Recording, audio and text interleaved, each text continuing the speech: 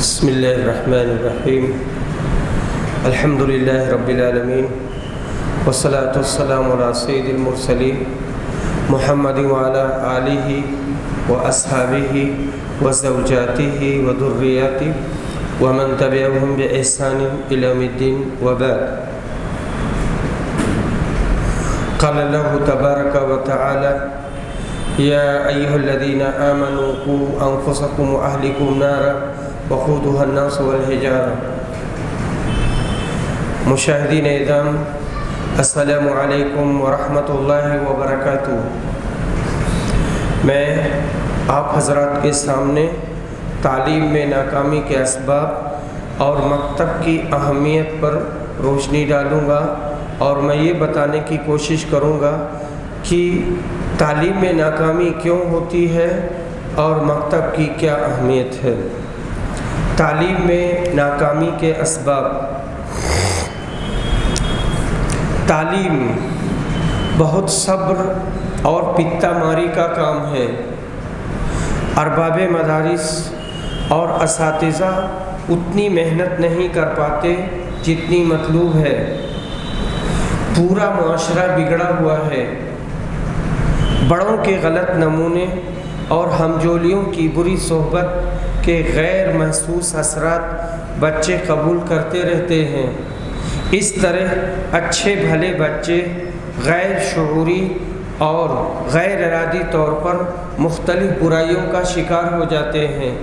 اس کی شکایتیں مائیں بھی کرتی ہیں، باپ بھی کرتے ہیں، اور آپ لوگ بھی اس کو دیکھتے رہتے ہیں. عمر اور صلاحیت سے زیادہ کی توقع. بچوں کی جو عمر ہوتی ہے، ان کی جو صلاحیت ہوتی ہے، اس سے زیادہ کی ہم امید لگا کے بیٹھے رہتے ہیں. جب مطلوبہ نتیجہ حاصل نہیں ہوتا ہے تو لوگ مایوس ہو جاتے اور کوشش کم کر دیتے ہیں. کچھ لوگ سنوارتے ہیں تو زیادہ لوگ بگاڑتے ہیں. ضروریات زندگی لامحدود ہو گئیں. سرپرست اور والد کو بچوں کی طرف توجہ دینے کے لیے فرصت نہیں ہے. مناسب تعلیم و تربیت کے لیے جو صلاحیت و سلیقہ مطلوب ہے، اس کے فقدان کی وجہ سے کوششیں بیکار ہو جاتی ہیں. کبھی اس کا الٹا نتیجہ آتا ہے. والدین کے باہمی تعلقات کی ناخوشگواری. کئی بار ان کے یہاں اختلاف ہوتا ہے، ٹینشن ہوتا ہے، جھگڑے ہوتے ہیں. اس کا اثر بچوں پر پڑتا ہے، چاہے بڑے ہوں چاہے چھوٹے ہوں. معاشی بدحالی یعنی مالی اعتبار سے جو پریشانی ہوتی ہے، یہ بھی منفی اثر ڈالتی ہے. خالی اوقات میں بچوں کو مناسب کام نہ دینا. خالی دماغ شیطان کا گھر. بچے خالی رہیں گے تو ایسی صورت میں شرارت کریں گے. سماج میں بڑھتی بے حیائی، فحاشی، عریانیت، فحش لٹریچر، مخرب اخلاق فلمیں یعنی اخلاق کو خراب کرنے والی، افسانے، ناول، جاسوسی ناول کا چسکا، یہ ساری چیزیں بچوں کو بہت زیادہ خراب کرتی ہیں اور اس کا تعلیم پر بہت منفی اثر پڑتا ہے. جدید ٹیکنالوجی کا غلط استعمال. ابھی دیکھیے ہم جو کچھ کر رہے ہیں یہ سب ٹیکنالوجی ہی ہے. اس کا یہ مثبت استعمال ہے، لیکن اسی کو ہم غلط طریقے سے بھی استعمال کر سکتے ہیں.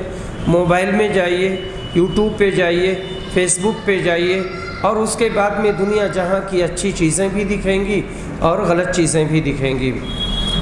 جدید ٹیکنالوجی کا غلط استعمال. کمپیوٹر، ٹی وی اور موبائل وغیرہ.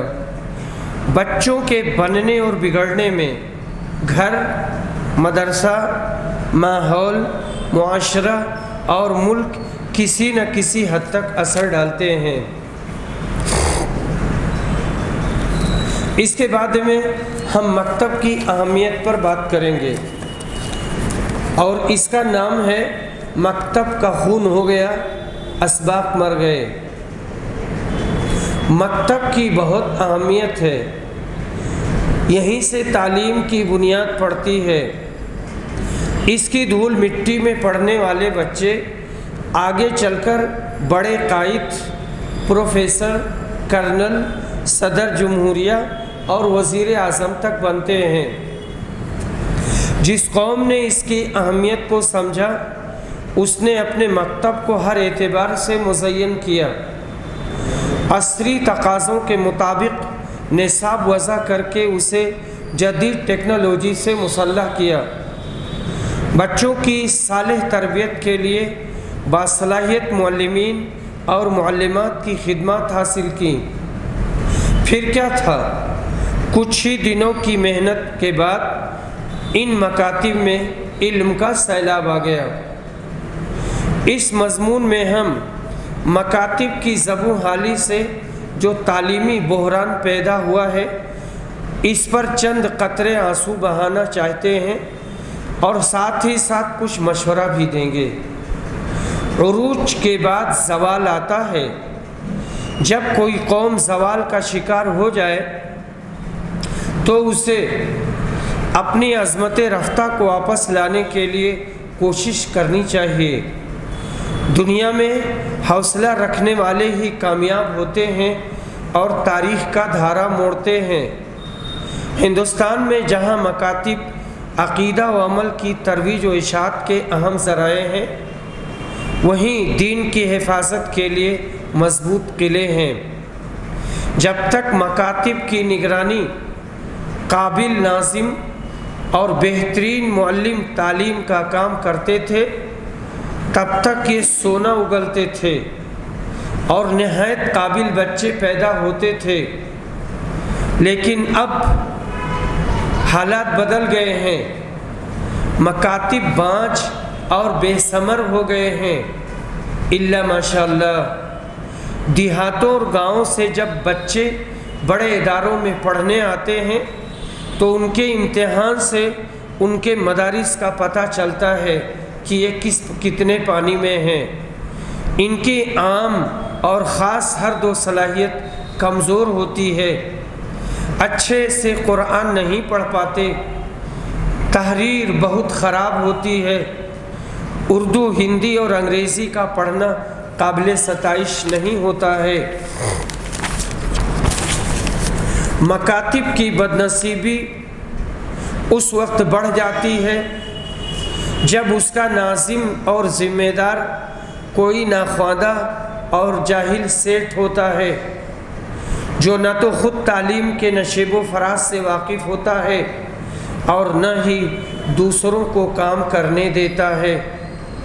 مکاتب میں مختلف اسباب کی بنا پر تعلیم میں گوہن لگا ہے اور خراب مال جامعات اور معاہد میں آنے لگے ہیں۔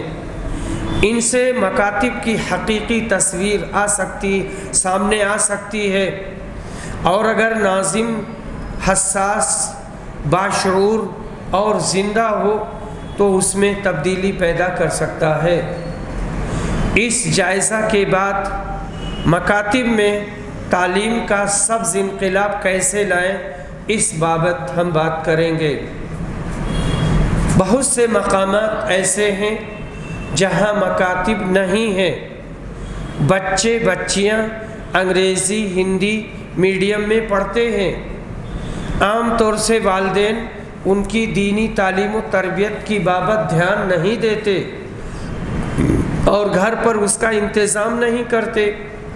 اس کا نتیجہ یہ ہوتا ہے کہ بچے حسب توفیق انگریزی لائن میں پڑھ کر کمال پیدا کر لیتے ہیں، لیکن دین سے کورے اور بے بہرے ہوتے ہیں۔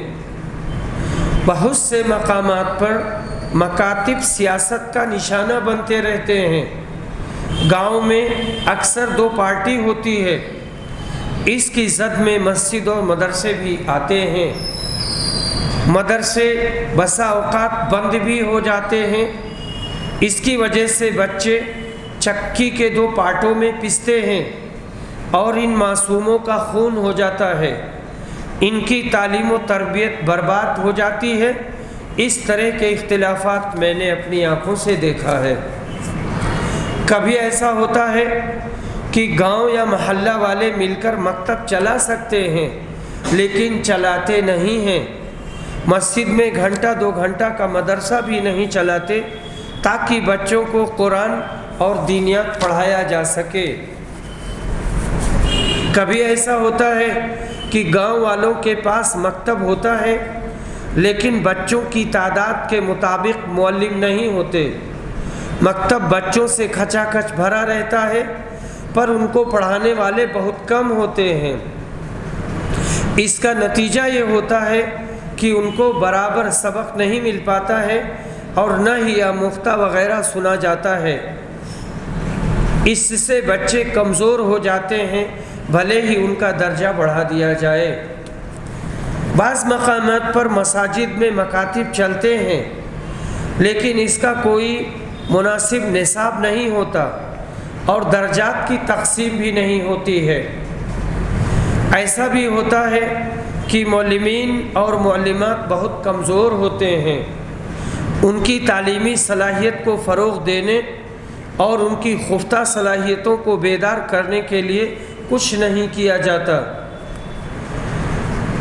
ایسے مکاتب بھی ہیں جہاں صرف مولوی پڑھاتے ہیں، اس میں ماسٹر نہیں ہوتے، جبکہ ان کی شدید ضرورت ہوتی ہے اور نصاب میں عصری مادے داخل ہوتے ہیں۔ یہ بھی دیکھا گیا ہے اور بہت زیادہ محسوس کیا جاتا ہے کہ بچوں کی تحریر بہت خراب ہوتی ہے۔ اس جانب توجہ نہیں کی جاتی یا بہت کم کی جاتی ہے۔ تحریر کا بہت اہم کردار ہے تعلیم کی دنیا میں۔ قرآن کی تعلیم معیاری نہیں ہوتی، مقررات بہت زیادہ طے کر دیے جاتے ہیں۔ معیار کو برقرار رکھتے ہوئے معلم ان کو نہیں پڑھا پاتا، ہجا سے نہیں پڑھاتے۔ ہجا اپنے یہاں اس کو ہجے کہتے ہیں، اب آپ لوگ جو بھی کہتے ہو یا سمجھتے ہو لیکن وہی ہے ہجا یا ہجے۔ جلدی جلدی پڑھاتے ہیں، ان کی وجہ سے پختگی نہیں آتی اور بچہ کمزور رہ جاتا ہے۔ قرآن کی تعلیم یہیں سے کمزور ہوتی ہے اور کئی بار وہ پوری زندگی باقی رہتی ہے۔ بعض مکاتب میں عربی، اردو، ہندی اور انگریزی کے عبارت خوانی میں بہت زیادہ کمزوری پائی جاتی ہے۔ کچھ مکاتب ایسے پائے گئے ہیں کہ ان میں بیک وقت 3-4 زبانیں پڑھائی جاتی ہیں۔ اس کا نتیجہ یہ ہوتا ہے کہ کسی میں بھی پختگی نہیں آ پاتی الا ماشاءاللہ۔ کچھ مکاتب حساب اور سائنس اردو میں پڑھاتے ہیں جبکہ اسٹیٹ کی زبان دوسری ہوتی ہے۔ یہ بہت بڑی غلطی ہے۔ جیسے ہم لوگ یہاں پر مہاراشٹر میں ہیں، مہاراشٹر کی اپنی خاص زبان ہے اور اردو میں حساب اور سائنس پڑھاتے ہیں، لیکن آگے جا کر کے سب کیا نمبر ہائی اسکول تک اچھا آتا ہے اور اس کے بعد میں پھر ساری کتابیں انگریزی میں ہو جاتی ہیں اور سب کمزور ہو جاتے ہیں۔ معلمین اور معلمات اتنے لاپرواہ ہوتے ہیں کہ بچوں کو اکثر خود سے نہیں پڑھاتے ہیں بلکہ کہہ دیتے ہیں کہ یہاں سے یہاں تک پڑھ کے آؤ، یہاں سے یہاں تک یاد کر لو۔ نہ سبق پڑھاتے ہیں اور نہ سابقہ درس سنتے ہیں، یعنی پچھلا بھی نہیں سنتے ہیں۔ مکتب میں نصاب اتنا زیادہ مقرر کر دیا جاتا ہے کہ مطلوبہ کیفیت اور معیار کو برقرار رکھتے ہوئے پڑھا پانا ممکن نہیں ہوتا۔ بسا اوقات معلم ربڑ کی طرح بڑھا دیتا ہے اور دوڑا کے کورس پورا کرتا ہے۔ ناظم تعلیمات دیکھتا ہے کہ کورس مکمل ہے اور وہ اسی پر خوش ہو جاتا ہے۔ بہت سارے اس کی میٹنگوں میں، تعلیمی میٹنگوں میں نے اس کو دیکھا ہے۔ مکتب کے مختلف مراحل میں جو صلاحیت مطلوب ہے اس سے زیادہ اونچا کورس بنا دیتے ہیں یا ایسا فنڈ ڈال دیتے ہیں جس کی اس مرحلہ میں قطعاً ضرورت نہیں ہوتی ہے، جیسے میراث اور علم الفرائض کے مسائل۔ پڑھانے والے تدریسی ایام میں غفلت کا شکار رہتے ہیں، یعنی پڑھانا ہے، ہمیں اتنی گھنٹی تک پڑھانا ہے اور مسلسل ہمیں یہ ساری چیزیں جاری رکھنی ہیں، لیکن پڑھاتے نہیں ہیں، غفلت کے شکار رہتے ہیں، اور جب امتحان کا وقت آتا ہے تب جلدی جلدی پڑھاتے ہیں اور کسی طرح کورس پورا کر دیتے ہیں، یا کچھ ایسے ہوتے ہیں جو وقت سے بہت پہلے کورس ختم کر دیتے ہیں۔ یہ دونوں میں انتہا پسندی ہے۔ وقت ہی پر پڑھانا چاہیے اور وقت ہی پر ختم کرنا چاہیے۔ درجہ چہارم اور پنجم میں بسا اوقات بچیاں بڑی ہو جاتی ہیں اور ان کا پردہ کرنا لازم ہوتا ہے۔ ایسی طالبات کے لیے علیحدہ تعلیم کا بندوبست ہونا چاہیے اور بصورت امکان معلمہ انہیں پڑھائے یا معلم پردے کی آڑ سے پڑھائے، پر ایسا نہیں ہوتا ہے۔ اس طرف لوگ دھیان نہیں دیتے ہیں اور ناخوشگوار واقعات بھی پیدا ہوتے رہتے ہیں کبھی کبھی۔ اس طرف توجہ دینے کی شدید ضرورت ہے۔ بلیک بورڈ کا استعمال بہت کم کرتے ہیں، کچھ لوگ بالکل نہیں کرتے، بیٹھے بیٹھے سب کچھ پڑھا دیتے ہیں۔ بلیک بورڈ کے استعمال کی شدید ضرورت ہے۔ میں بہت سی بڑی بڑی حدیث کی کتابیں یا عربی ادب کی کتابیں پڑھاتا ہوں، ابھی تو ہم لوگ آن لائن پڑھا رہے ہیں، لیکن بلیک بورڈ کا استعمال بخاری میں بھی کرتا ہوں۔ بخاری ہے یا اور دوسری کتابیں ہیں، اس میں بھی اس کی ضرورت پڑتی ہے اور کھڑے ہو کر کے وہاں بہت سی چیزیں سمجھا دیتے ہیں۔ اچھے بچوں کی طرف زیادہ دھیان دیتے اور کمزور بچوں کی طرف توجہ نہیں کرتے، یہ بہت بڑی غلطی ہے۔ چھوٹے کمزور بچوں کی طرف توجہ دینے کی زیادہ ضرورت ہے کیونکہ ان کی تعلیمی صلاحیت کمزور ہے۔ دیہاتوں میں تو یہ بات دیکھی گئی ہے کہ بچوں سے جسمانی خدمت لیتے ہیں، جیسے سر میں تیل ڈلوانا، بدن میں تیل لگوانا، اسی طرح سے کپڑا دھلوانا اور اس طرح کی اور بہت ساری چیزیں۔ ذمہ داروں کا ناظم اعلیٰ اور معلمین کی کمزوری، یعنی ذمہ داروں کی نااہلی اور معلمین کی کمزوری اور ان کی کام چوری تعلیم پر منفی اثر ڈالتی ہے۔ والدین اور مدرسہ کے درمیان تال میل نہیں ہوتا، دونوں کے درمیان تال میل ہونا چاہیے۔ بچوں کو گھروں میں پڑھایا نہیں جاتا الا ماشاء اللہ۔ بہت سے والدین تعلیم کی بجائے کام کروانے کو ترجیح دیتے ہیں، تو یہ بہت بڑی غلطی ہے۔ اس کے علاوہ بھی بہت سی کوتاہیاں ہیں جو معلوم کی جاتی ہیں یا معلوم ہوتی ہیں۔ اب آئیے ہم آپ کو دوسرا نکتہ بتاتے ہیں۔ مکاتب میں تعلیمی انقلاب اور بہتری کے لیے کچھ مشورے۔ مکتب میں کیسے انقلاب لایا جائے، کیسے تعلیم اچھی ہو، کیسے بچے اچھے بنیں۔ پچھلے صفحات میں مکاتب کی جن خامیوں کا تذکرہ کیا گیا ہے وہ اتنی ہی نہیں ہیں، مثال کے طور پر ان کو بیان کیا گیا ہے۔ ہر مکتب والے اپنے اپنے مکتب کا جائزہ لیتے رہیں اور بہتری کے لیے مطلوبہ وسائل فراہم کریں، اور جہاں محاسبہ کی ضرورت ہے وہاں مناسب انداز میں محاسبہ کریں۔ ذیل میں تعلیمی بہتری کے لیے کچھ مشورے دیے جا رہے ہیں، اگر ان پر عمل کریں اور اپنے تجربات کو بھی بروئے کار لائیں تو بہت حد تک مکاتب میں سبز انقلاب آ سکتا ہے اور تعلیم میں بہتری آئے گی۔ تربیت اور تعلیم کا سارا کام اساتذہ کے ذریعہ انجام پاتا ہے۔ اس لیے معلم، معلمہ اور ماسٹر باصلاحیت ہوں۔ معلم صحیح عقیدہ اور فکر کا حامل ہو، بصورت دیگر اس کے فاسد افکار کے وائرس منتشر ہوتے رہیں گے اور بھولے بھالے ناظم اس کو سمجھ نہ پائیں گے اور بہت سارے ہمارے بچے خراب ہو جائیں گے۔ بچوں کی تعلیمی ترقی میں نصاب تعلیم کا اہم کردار ہے۔ نصاب تعلیم ہی تو وہی اینٹ اور گارا ہے، یہی سب مل کر کے تب عمارت بنتی ہے اور بڑی عمارت کھڑی ہوتی ہے۔ اگرچہ یہی کامیابی کی ضامن نہیں، خراب نصاب کو بھی پڑھا کر بچوں کو بڑا بنایا جا سکتا ہے۔ کامیابی کا دار و مدار قابل استاد پر ہے۔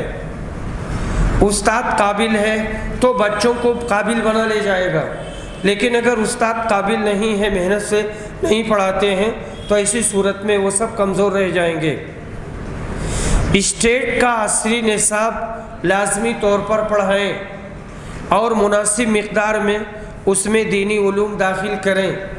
اس میں عام طور سے اکثر جگہ پر غلطی دیکھی گئی ہے۔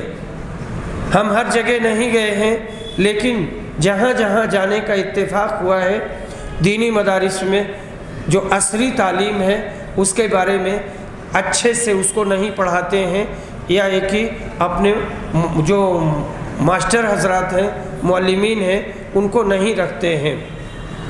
سائنس اور حساب صوبہ کی زبان میں پڑھائیں، اس میں بھی غلطی ہوتی ہے۔ صوبہ کی جو زبان ہے، جیسے ہم لوگ یہاں بیٹھے ہیں تو یہاں کی جو زبان ہے مراٹھی میں پڑھائیں اور مراٹھی زبان میں ہمارے بچے کمال پیدا کریں۔ اس میں قرآن کا درس دیں، حدیث کا درس دیں، تقریر کریں، مضامین لکھیں، کتابیں تحریر کریں۔ ایسا نہیں ہے کہ ہم مسلمان ہیں تو اب ہم مراٹھی نہیں پڑھیں گے، انگریزی نہیں پڑھیں گے، یا ایک ہی ہندی سنسکرت نہیں پڑھیں گے۔ یہ اردو زبان تو ہے ہی، لیکن اور دوسری زبانیں یا مہجور زبانیں ان کو پڑھ کر کے اور اس میں کتابیں لکھیں گے۔ سائنس اور حساب صوبہ کی زبان میں پڑھائیں یا پھر انگریزی میں۔ اردو میں پڑھانے سے بہت زیادہ نقصان ہوتا ہے۔ لوگ یہ سمجھتے ہیں کہ ہمارے بچے اردو میں حساب و سائنس پڑھ رہے ہیں۔ اس نقطے کو ذرا غور سے سنیے گا، حالانکہ یہ سوچ نہایت غلط ہے۔ ہائی اسکول تک اردو میں پڑھ کر جب بچے پلس 2 میں قدم رکھتے ہیں تو ان کو کلاس میں دن ہی میں تارے نظر آتے ہیں، اور انگریزی میں ساری کتابیں ہونے کی وجہ سے طلباء کو بہت محنت کرنا پڑتی ہے۔ اس کی مصطلحات وغیرہ سمجھتے آدھا وقت نکل جاتا ہے، سالانہ نتیجہ کافی کم آتا ہے۔ جو بچہ 90% سے ہائی اسکول پاس کیا تھا، یہ علی سبیل المثال، مثال کے طور پر 85%، 88%، 90، 95، اس سے کم، اس سے زیادہ 12ویں میں اس کا نمبر گھٹ جاتا ہے، وہ 60 پر آ جاتا ہے، 65 پر آ جاتا ہے، 70 پر آ جاتا ہے۔ اس طرح اس کے خوابوں کے تاج محل چکنا چور ہو جاتے ہیں اور کوئی اچھا کورس نہیں حاصل کر پاتا۔ لیکن اب سیمی انگریزی کا چلن ہو گیا ہے، اگرچہ نصاب بن کر نہیں آیا ہے، پھر بھی یہ مفید ہے۔ یہ میں نے 2018 میں لکھا تھا اور میں سمجھتا ہوں کہ سب کچھ آ گیا ہوگا، یعنی نصاب بن گیا ہوگا، سیمی نصاب۔ مکتب میں تحریر اور کتابہ لازمی ہے، یعنی رائٹنگ اور تحریر بہت اچھی ہونی چاہیے، اور ضروری ہے کہ بچے اچھے سے لکھیں۔ پر اس طرف اب اس طرف سے دھیان ہٹ گیا ہے، اس کی وجہ سے تحریر بہت زیادہ خراب ہوئی ہے، اور اچھا بھی لکھتے ہیں۔ ہم جو تنقید کر رہے ہیں وہ منفی پہلو کو زیادہ لے رہے ہیں تاکہ ادھر لوگ توجہ دیں۔ اردو، ہندی، انگریزی نقل اور املا کی زبردست مشاقی کروائیں اور گھروں پر ان کو اچھے سے پڑھائیں۔ دینیات کی تعلیم بہت ٹھوس دیں، عقائد کو اچھے سے نکھاریں۔ جو عبادتیں عملی طور پر کر سکتے ہیں ان کو ہر جمعرات کو کروائیں، پر جمعرات لازم نہیں ہے۔ عام طور سے دیہاتوں میں جمعرات کو آدھے دن تعلیم ہوتی ہے تو وہاں بچوں کو نماز اور کچھ دوسری عملی چیزیں کروائی جاتی ہیں، ورنہ یہ تو مدرسے والے پر ہے، پرنسپل کے اوپر ہے، جب چاہیں جیسے چاہیں بچوں کو عملی طور پر کچھ کروا سکتے ہیں۔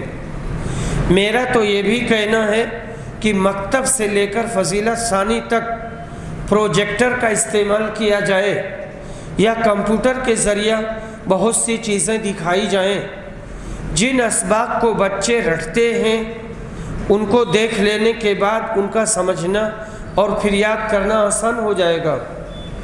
مشاعر حج کو دکھائیں، یہ منی ہے، یہ عرفات ہے، یہ مزدلفہ ہے، یہاں ایسے قربانی کرتے ہیں، یہ اونٹ ہے، اور یہ مکہ ہے، یہ مدینہ ہے، یا اس طرح سے طواف کیا جاتا ہے، اس طرح سے سعی کی جاتی ہے، تو بچے بہت خوش ہوں گے۔ مکہ اور مدینہ کے تاریخی مقامات کو دکھا دیں۔ اسی طرح بحریات اور جبلیات کی بہت سی چیزیں دکھائی جا سکتی ہیں، یعنی سمندر کی بہت سی چیزیں، یا کہ پہاڑ کی اونچی اونچی چوٹیاں اور جنگل وغیرہ۔ اس سے بچے خوش بھی رہیں گے اور ان کی تعلیمی ترقی بھی ہوگی۔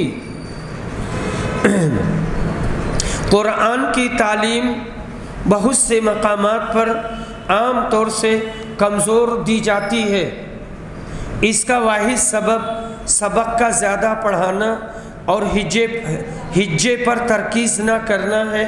اسی طرح معلم بھی کمزور ہوتا ہے، دوسرے اسباب بھی ہو سکتے ہیں، لیکن قرآن ہمارا کمزور رہتا ہے۔ ایسا نہیں ہے کہ سب کمزور رہتے ہیں، لیکن ہم یہ کہنا چاہتے ہیں کہ اس میں کمزوری نہیں رہنی چاہیے۔ ہجے پر خاص توجہ دیں، سبق بہت تھوڑا تھوڑا پڑھائیں، یہ بہت ضروری ہے۔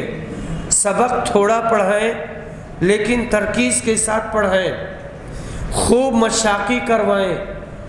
جب 1 یا 2 آیت پکی ہو جائے تب آگے بڑھیں۔ سال بھر یہی سلسلہ جاری رہے۔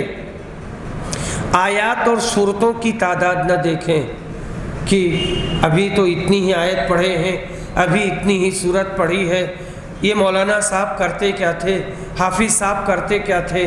اگر یہی سوچ رہے گی ناظم تعلیمات کی یا پرنسپل کی تو پھر ترقی نہیں ہو پائے گی۔ کیفیت دیکھیں، کیفیت یہی مطلوب ہے۔ اگر بچپن میں صرف آدھا یا 1 پارہ اچھے سے پڑھا دیں تو پورا قرآن اچھے سے پڑھنا آ جائے گا۔ آدھا پارہ پڑھ لیں یا 1 پارہ پڑھ لیں تو پورا قرآن پڑھنا بہت اچھے سے آ جائے گا۔ نصاب تعلیم کے واضعین قرآن کا لمبا لمبا کورس متعین کر دیتے ہیں اور اپنے چیمبر میں شان سے بیٹھتے ہیں، لیکن ان کو کیا خبر کہ بچوں اور بچیوں پر کیا گزرتا ہے اور تعلیم قرآن کس رفتار سے آگے بڑھتی ہے۔ قرآن کی تعلیم میں مخارج وغیرہ کا اہتمام کریں، لیکن کوئی تجویدی قاعدہ نہ بتائیں، صرف سلیقہ اور مشاقی سے ساری باتیں سکھائیں۔ یہ میری ذاتی رائے ہے۔ اگر کوئی تجوید بتاتا ہے، نام لیتا ہے، تو اسے اختلاف نہیں کیا جا سکتا، لیکن سلیقہ سے ان کو بتا دینا چاہیے، اس سے وہ ساری باتیں سیکھ جائیں گے۔ مضمون کے اعتبار سے بلیک بورڈ کا استعمال کریں۔ باری باری ہر بچے کو بلیک بورڈ کے پاس بلائیں اور اس سے سوال کریں، اس سے طالب علم کا دل مضبوط ہو جائے گا۔ اور جو سوال حل کرے گا یا لکھے گا وہ بھی سمجھ جائے گا۔ سال کے شروع میں ایک دن ریفریشر کورس کریں، معلمین اور معلمات کے لیے، اساتذہ کے لیے، اور اساتذہ کی صلاحیتوں کو ابھاریں۔ اسے عربی میں کہتے ہیں تطویر الذات، پرسنالٹی ڈیولپمنٹ۔ تو یہ ہونا چاہیے، سال میں ایک بار یا 2 بار ضرور ہونا چاہیے۔ ان کو کوئی ماہر تعلیم پڑھنے کے طور طریقوں کو اچھے سے بتائے۔ اگر وہاں پر کوئی ایسا ماہر نہ ہو تو افضل حسین صاحب کی کتاب ہے فن تعلیم و تربیت، اور ڈاکٹر فضل الرحمن المدنی رحمہ اللہ کی کتاب آداب تعلیم و تربیت، اس سے مطلوبہ بحث نکال لیں، نشان لگا دیں، ٹک لگا دیں اور اساتذہ کے سامنے اسے رکھیں، اس سے ان کو فائدہ ہوگا اور بحث کریں۔ اساتذہ کو لازمی طور پر بچوں کی نفسیات کا چارٹ دے دیا جائے تاکہ وہ اس کو بار بار پڑھیں اور اسی کے مطابق طلبہ کے ساتھ معاملہ کریں۔ ایشیا کے ماہرین تعلیم نے عام طور پر نشو و نما کو 4 مرحلوں میں تقسیم کیا ہے۔ جو بچوں کی نشو و نما ہوتی ہے تو اس کے 4 مرحلے انہوں نے کیے ہیں۔ 0 سے 5 سال تک نمبر 1، 6 سے 9 سال تک نمبر 2، 9 سے 13 سال تک نمبر 3، 13 سے 17-18 سال تک نمبر 4۔ لیکن یورپ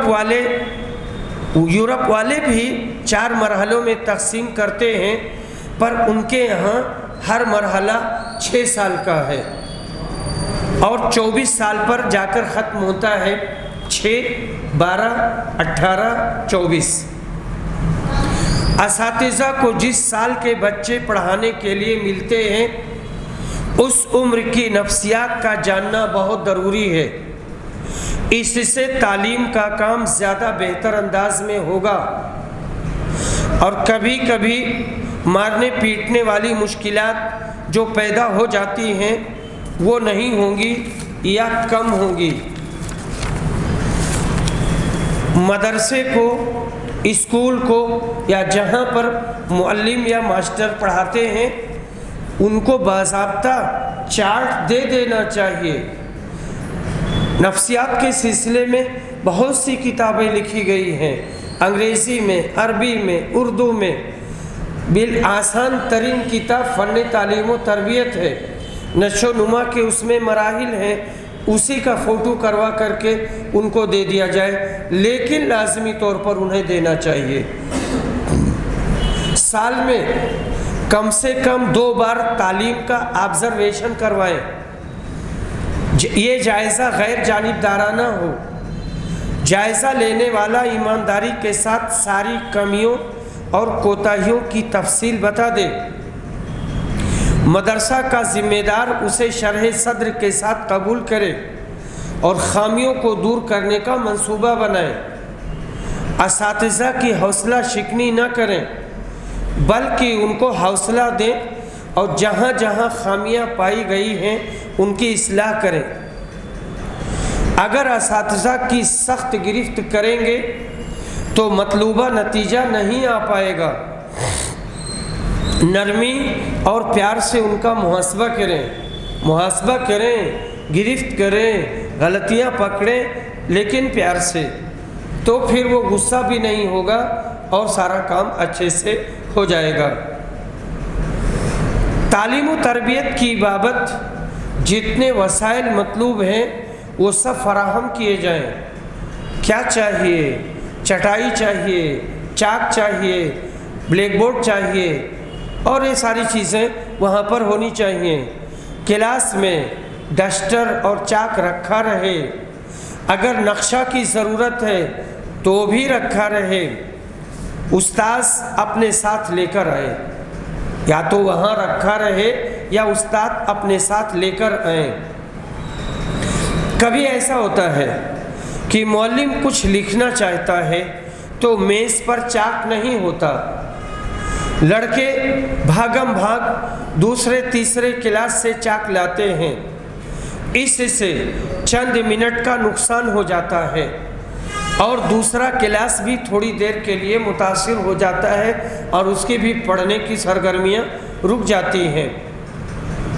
अगर आप अंदाज़ा करें कि कोई कॉलेज है, मकतब है, हम लोग मकतब की बात कर रहे हैं, आधा घंटा हमें पढ़ाना है, 5 मिनट 4 मिनट 3 मिनट का नुकसान हो गया तो सोचो कितना बड़ा नुकसान हुआ। हमारे पास ऐसा मकतब होना चाहिए जिसको हम फ़ख्रिया कह सकें कि ये सूबा या हिंदुस्तान का सबसे बेहतरीन मकतब है, सबसे अच्छा मकतब है। साइंस और टेक्नोलॉजी के इस हैरत अंगेज़ तरक्की के दौर में मकतब ही से कंप्यूटर का जानना ज़रूरी है और हर घर में होना चाहिए। कंप्यूटर घर में हो, बच्चे लेकर बैठें और उसे चलाना सीखें, लेकिन गलत इस्तेमाल उसका न करें। तालीम के हर मरहले में एक मुशरिफुत तालीम का होना ज़रूरी है, यानी तालीम का निगरान।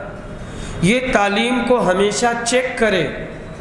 मैंने जहाँ तक देखा है कहीं पर भी कोई तालीम चेक वक नहीं करता है, बस ऐसे ही अलर्ट अप चलता रहता है और जो मौलिमीन हैं वो मौलिमीन रिपोर्ट देते हैं, वो सारी चीज़ें बस चलती रहती हैं और नाज़िम खुश रहता है, सब खुश रहते हैं। उसका मुहासबा होना चाहिए, जायज़ा लेना चाहिए, बच्चों से मिलना चाहिए, उनकी कापियाँ देखनी चाहिए।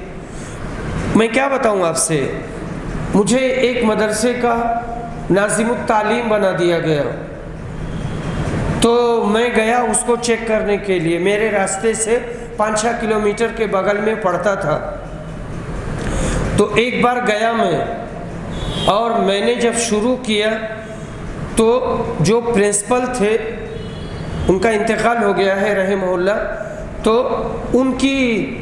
उनका जो मादा था, उनकी जो किताब थी, वो किताब मैंने तलब किया और देखना शुरू किया तो बड़े अजाइब निकले और दूसरे क्लास के सब कुछ। उसके बाद में फिर मैं दोबारा वहाँ नहीं गया। तो ये तालीम को हमेशा चेक करें, माहाना मीटिंग करें, कभी असातिज़ा के साथ और कभी ज़िम्मेदारों के साथ। ख़ास तौर से ज़िम्मेदारों को पूरी तफसील दे कि बच्चों की क्या हालत है और किस तरह तरक्की कर रहे हैं। प्रिंसिपल अपने हिसाब से तालीम चेक करे, कभी कभार क्लास में जाकर बैठे, कभी बच्चों को बुलाकर तालीम की बाबत पूछे। अगर बच्चे मनफी रिपोर्ट देते हैं और बेइत्मीनानी का इजहार करते हैं तो उस्ताद के ख़िलाफ़ फ़ौरन कोई कार्रवाई न करे, कमज़ोरी की तहक़ीक़ करे। क्या वाकई में इनके यहाँ कमज़ोरी पाई जाती है या कि कोई बच्चों की साजिश तो नहीं है, ऐसा भी होता है। इसके बाद मतलूबा उस्ताद को लेकर बैठे, उसको अच्छे से समझाए और हौसला दे कि आप मज़ीद मेहनत से पढ़ें, आप बहुत अच्छे हैं, इंशाअल्लाह सारी कमियां दूर हो जाएंगी। छड़ी का इस्तेमाल न किया जाए। तालीम नहायत खुशगवार, शानदार, शहवार, जानदार और प्यार भरे माहौल में हो। उस्ताद अपनी काबिलियत, सलाहियत, अखलाक और शराफत के रूप से बच्चों पर कंट्रोल करे। फिर भी हस्बे हाजत हल्के फुल्के अंदाज में शदीद ज़रूरत के पेश नज़र ज़रब लगाई जा सकती है। सर पर न मारे, दोनों रुखसार पर न मारे। सर के पिछले हिस्से में दिमाग होता है, इस पर न मारे। बाएं कान के ऊपर अल्फाज का ज़ख़ीरा होता है, यहाँ पर न मारे। मकातिब के बाज़ मौलिमीन कई बार बड़े सख्तगीर होते और बहुत ज़्यादा बच्चों को मारते हैं, ये मुनासिब नहीं। मुंतज़िमा और प्रिंसिपल को ऐसे असातिज़ा को 2-4 बार समझाना चाहिए। अगर बाज ना आए तो इज़्ज़त के साथ उनका इखराज कर दें। बच्चे और बच्चियां असातिज़ा के यहाँ अमानत होती हैं, इनकी हर तरह की हिफाजत ज़रूरी है। एक उस्ताद बच्चों के लिए मुरब्बी होता है और वालिदैन का भी किरदार अदा करना पड़ता है। मुअल्लिम है, माँ है और बाप है, ये 3 किरदार उसे अदा करना होता है। अक्सर असातिज़ा इस नुक्ता को समझते नहीं। बच्चे बने या बिगड़े, उनकी तनख्वाह बनती रहे और बस, ये फ़िक्र बहुत ख़तरनाक है। असातिज़ा को मानवी और मादी एतबार से खुश रखें, यानी मुंतज़िमा और प्रिंसिपल हज़रात, उनको इज़्ज़त दें। इससे तालीमी काम ज़्यादा होगा। और अगर उनको ज़लील करते हैं या बेजा दबाव डालते हैं, दबाव बनाते हैं, तो फिर मदरसे ही का नुकसान होगा। बच्चों को तालीमी औकात में खेलने का भी मौका देना चाहिए। बच्चे भले ही घर पर खेलते हैं, लेकिन मदरसे में उनको कम से कम 20 से 30 मिनट तक खेलने का मौका फराहम करें। बच्चों के लिए अपने मदरसा में मुसाबकत के मौके फराहम किए जाएं और दूसरे मदारिस में शिरकत का मौका दें। इससे तालीमी तरक्की होगी और बच्चे का दिल बड़ा होगा। इम्तिहानात की बाबत ये मशवरा है कि सालाना इम्तिहान के लिए बाहर से असातिज़ा बुलवाएं और वही इम्तिहान लें। इससे बच्चों की हकीकी तस्वीर खुलकर सामने आ जाएगी। तदरीस में वक्त की किल्लत मनफी असर डालती है, यानी अगर हमें पढ़ाना है और वक्त कम है तो ऐसी सूरत में फिर दिक्कत होगी। अगर ये दिक्कत और वक्त की किल्लत कभी कभी पेश आती है तो मौसर ना होगी, यानी तालीम पर कोई ऐसा गलत असर या एक ही मनफी असर नहीं पड़ेगा। लेकिन अगर अक्सर या हमेशा ये परेशानी लाहिक होती है तो शोबे तालीमात को इसे दूर करना होगा। कभी कभी बच्चे एहसास कमतरी के शिकार होते हैं। असातिज़ा को उन्हें समझना होगा और उनकी हौसला अफजाई करके उन्हें ऊपर उठाना होगा और आगे बढ़ने के लिए रास्ता हमवार करना होगा। होशियार और कामयाब मुअल्लिम सारे बच्चों पर नज़र रखता है और उन्हें हौसला देता है। हिम्मत अफजाई के अल्फाज बाज़ार से ख़रीद कर नहीं आते, पर जिसके लिए मुअल्लिम बोल दे वो उसको बहुत बड़ा बना सकते हैं और वो तरक्की कर सकता है। अरबाब मदारिस को सर जोड़कर सोचना होगा कि बस्ता का मौजूदा बोझ क्या तलबा की ज़रूरत के मुताबिक है या ये बोझ कुछ ज़्यादा है। आमतौर से तलबा और असातिज़ा दोनों ये शिकायत करते हैं कि किताबों का बोझ ज़्यादा है। इस बाबत एतदाल, तवाज़ुन और बीच का रास्ता अपनाना होगा। लेकिन बस्ता से आरी करके डिजिटल निज़ाम पर भरोसा कर लें, इसमें तो मुझे बहुत खलल नज़र आता है। लुग़त और लैंग्वेज की तालीम में कोर्स कम रखें। अंग्रेज़ी है, हिंदी है, अरबी है, तो इसमें कोर्स कम रखें, मशाक़ी ज़्यादा रखें, मशाक़ी ज़्यादा रखें। अगर कोई मुअल्लिम ठीक ढंग से अरबी अंग्रेज़ी पढ़ा दे तो तलबा को वो ज़ुबान आ जाएगी और टूटे फूटे अंदाज में बोलने लगेगा और दूसरे साल तेज़ हो जाएंगे और चल निकलेंगे। नीचे से लेकर ऊपर तक زبان و ادب کی تدریس کا منہج میری سمجھ سے قابل اصلاح ہے، اس میں شدید اصلاح کی ضرورت ہے۔ 40% مقررات رکھیں پڑھنے کے لیے پورے سال میں، اور 60% مشاقی کو جگہ دیں۔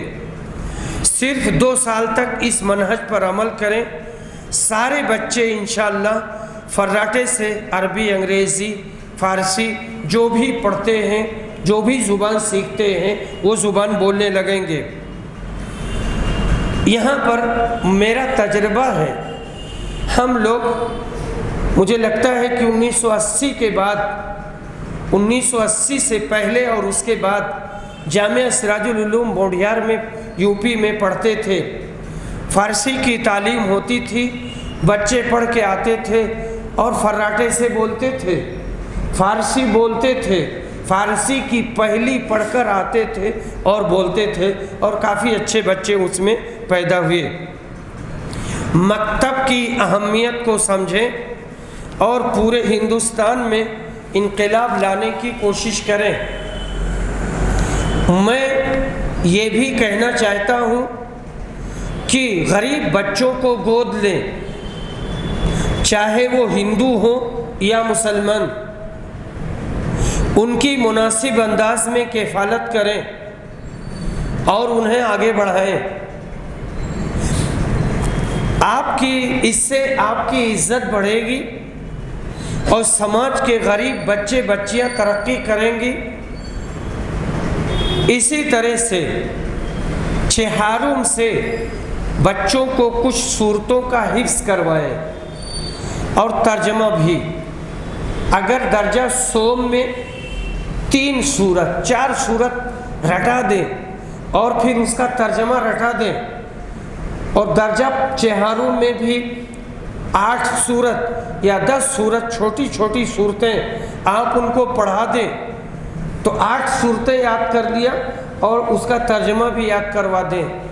اگر انگریزی میں ہی از گوئنگ، اس کا ترجمہ ہم بتاتے ہیں اور بچہ سمجھ جاتا ہے، تو قل هو اللہ احد اللہ الصمد کا معنی بھی وہ سمجھ جائے گا اور پھر نہیں بھولے گا۔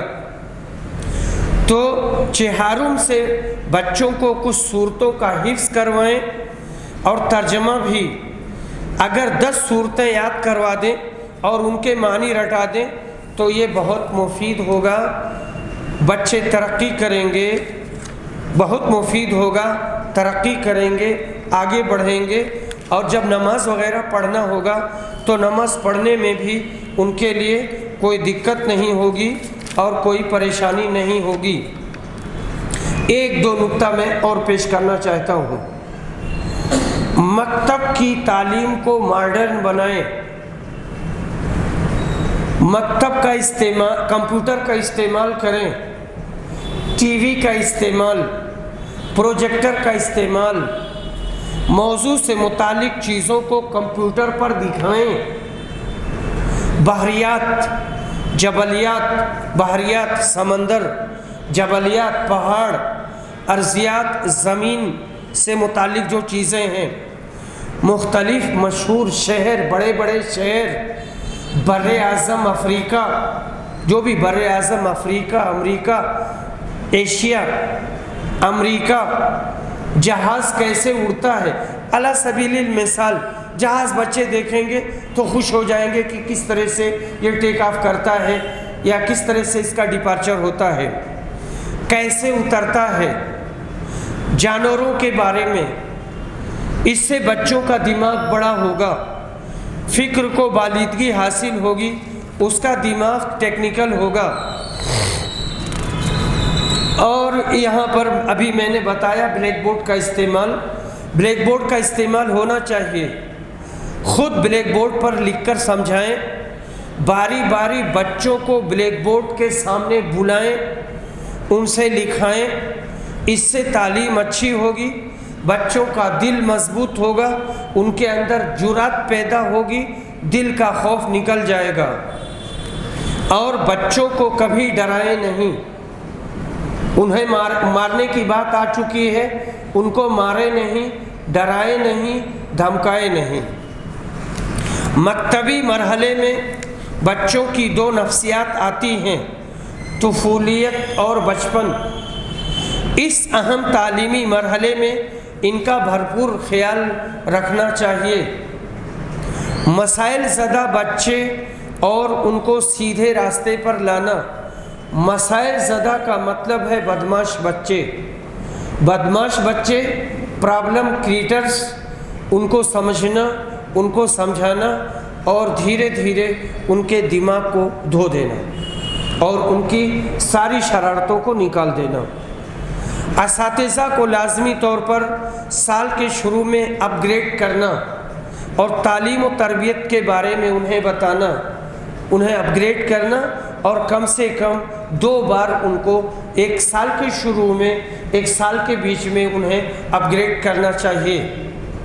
اور یہ ضروری نہیں ہے کہ وہ ماسٹر ہی ہیں، مولانا لوگ بھی بہت سے ایسے ہوتے ہیں جو اس ہنر اور اس فن کے واقف ہوتے ہیں، تو ان کو بھی استعمال کیا جائے۔